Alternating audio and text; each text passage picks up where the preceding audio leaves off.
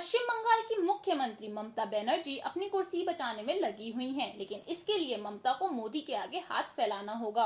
ममता ने एक सियासी दांव भी चल दिया है, लेकिन उन्हें इसमें कामयाबी मिलना आसान नहीं होगा। दरअसल विधानसभा चुनाव हारने के बाद मुख्यमंत्री बने रहने के लिए कोरोना काल में ममता के लिए विधान परिषद ही एक सहारा दिख रहा है। लिहाजा बंगाल विधानसभा से राज्यसभा में विधान परिषद के गठन का प्रस्ताव पास कर दिया गया है। ममता सरकार के प्रस्ताव के पक्ष में 196 मत पड़े, जबकि 59 मत विरोध में डाले गए हैं।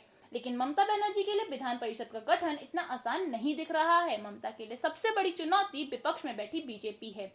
अब इस प्रस्ताव के सामने लोकसभा राज्यसभा की चुनौती होगी, क्योंकि संसद की स्वीकृति के लिए ये प्रस्ताव केंद्र सरकार के पास भेजा जाएगा। अगर मोदी सरकार इस प्रस्ताव को मंजूर नहीं करती है तो बंगाल की ममता सरकार के साथ एक बार फिर टकराव की स्थिति बन सकती है।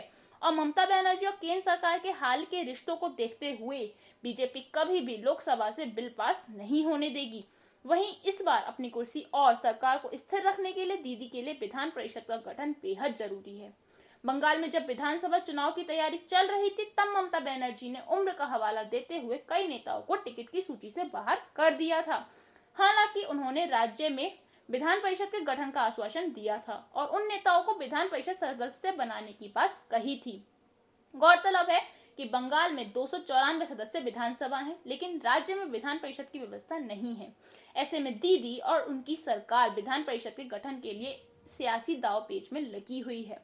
हालांकि विधान परिषद का गठन बंगाल में इतना आसान नहीं दिख रहा है। बीजेपी ये कहकर इसका विरोध कर रही है कि विधान परिषद के गठन से राज्य के खजाने पर अतिरिक्त बोझ बढ़ेगा, लेकिन कोरोना काल में उपचुनाव होना मुश्किल है। ऐसे में विधान परिषद के जरिए ममता बनर्जी अपनी कुर्सी बचाने में जुटी हुई हैं, लेकिन पीएम मोदी के आशीर्वाद के बिना ये संभव नहीं है।